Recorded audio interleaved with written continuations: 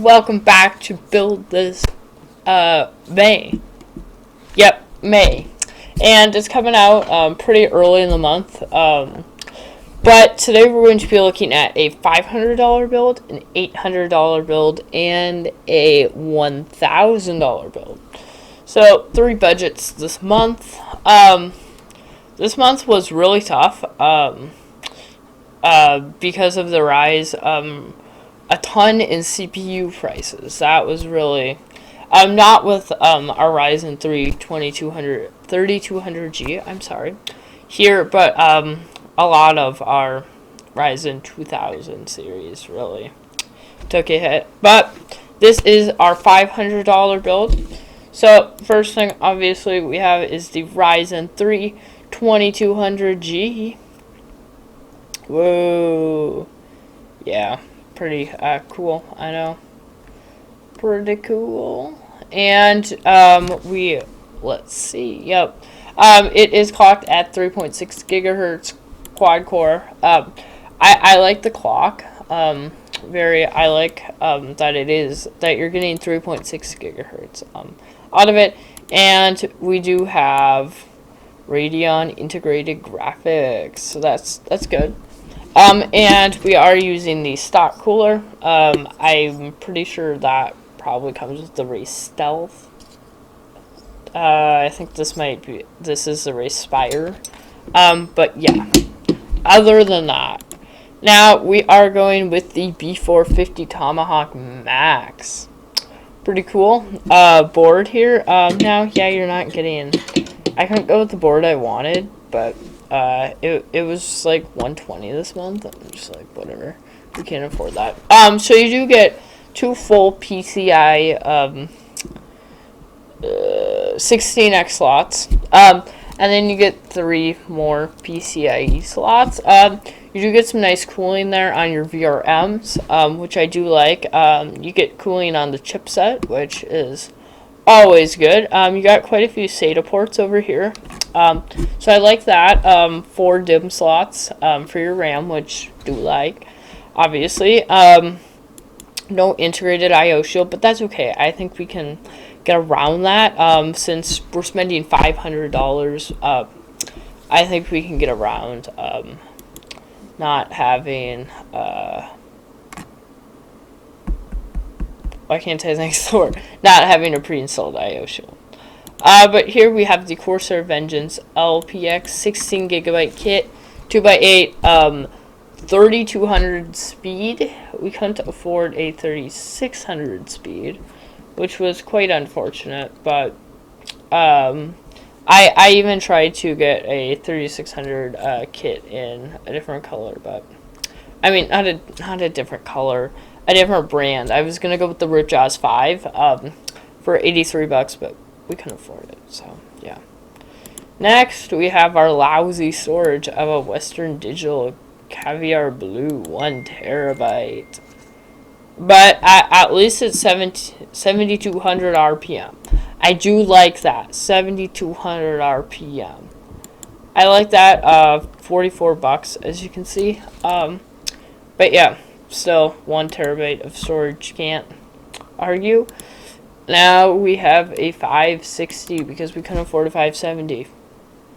Yeah, I found it on eBay because that was the only way we were even gonna get a 560. So yeah, that's kind of, yeah. Here we have this case, the AeroCool Cyclone Mid-Tower case. Now we should have spent less on our case because we're gonna need another fan here. I would probably move this fan to the front and have that as intake, and then try to use your cooler and power supply. Try to use your power supply for exhaust. Well, I guess you could move that to. I guess you could move that, use that as exhaust, and then use your power supply as intake. We couldn't really afford another fan, so yeah, that's unfortunate. And then we have our EVGA BR 500 watt 80 plus bronze certified power supply. Now the power supply, the 450 watts more, And I wanted to get a decent power supply. Like, I didn't want one of those weird, random brand power supplies. So, I wanted something at least 80 plus. But we got 80 plus bronze here. Now, we could definitely save on our power supply, but, yeah. Now, I forgot to check for fans. I don't think you can get a $3 fan, but... Nope.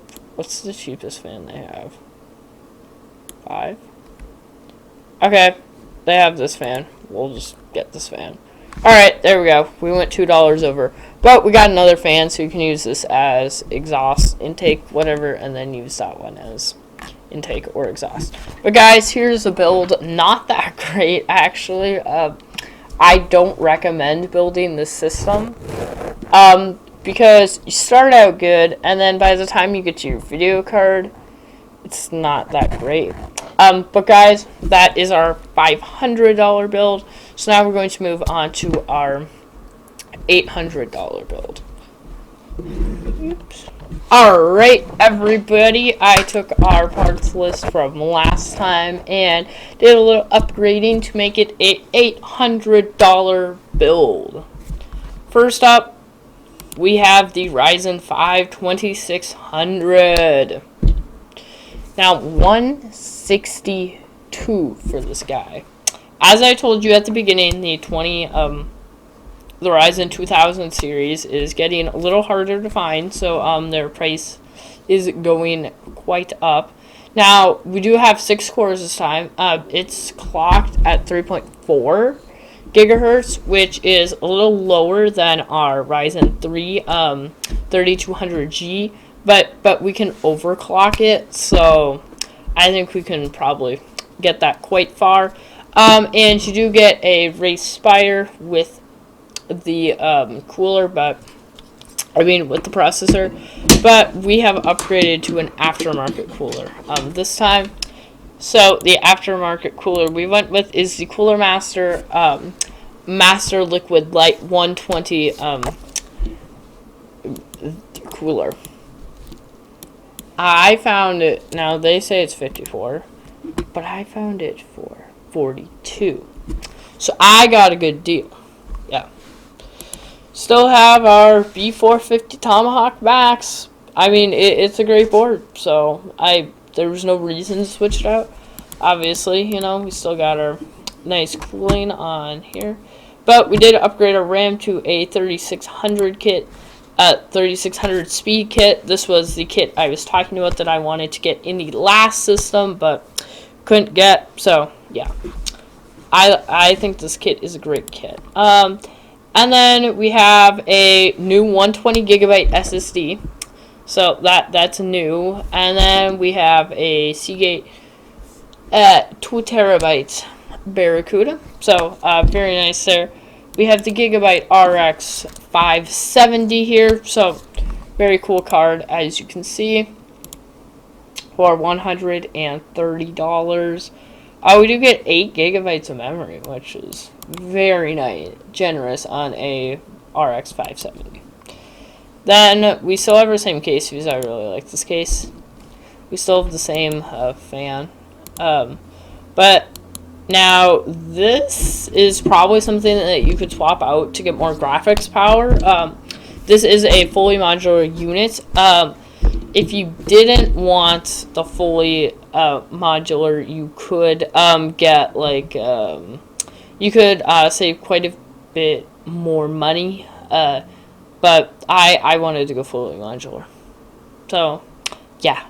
If not, you could. If you didn't want to go fully modular, you could just upgrade to like a 650 watt power supply, semi-modular or not modular at all. Just upgrade our EVGA one, and then what you could do is you could put that toward a better graphics card or whatever you want to do with it. Better cooler, but oopsies. Here, 1, 2, 3, 4. That's 6, right? Yeah. Yep, we have 6 of these guys this time. Now I did notice they are 80mm coolers, but fans. But it should be fine. They'll provide adequate cooling. I'm telling you, they'll provide adequate cooling. So there we go. Obviously, you know, they don't have black cables, but you can sleeve it yourself. Yeah. That's fine. You can sleeve them yourself, so. Or you could just not sleeve them. Now, we did get a hub for all these fans, just because I don't think our motherboard has enough. Yeah, I don't think our motherboard now has enough fan headers, so I did pick up a hub from ASUS, and then I found these light strips for $4.50, and then total comes to $804. So yeah, that is our $800 build. So let's get on to the $1,000 build. Alright, everybody, this is the best build yet.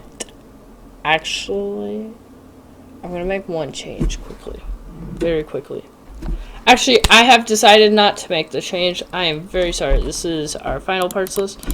First, we have the Ryzen 5 3600X, 3.8 gigahertz. Best processor of the day. We are on the Ryzen 3000 series. So very great. It has 2 gigahertz difference over the regular 3600. So yeah. But I thought it was worth the extra $30. So yeah. Then we upgraded our cooler first to the Cooler Master Liquid ML120R RGB. Great cooler here. Looks amazing. As you can see, you get quite a few accessories there, but we're moving on. We have the Gigabyte X470 Aorus Gaming 5 Wi-Fi. Great board. You get Wi-Fi, 4 safety cables, no I/O shield pre-installed, but whatever. And you get 1 temperature sensor. So yeah, that's really cool. Like the temperature sensor. Then we have a 2x8 gigabyte kit, same kit as last time.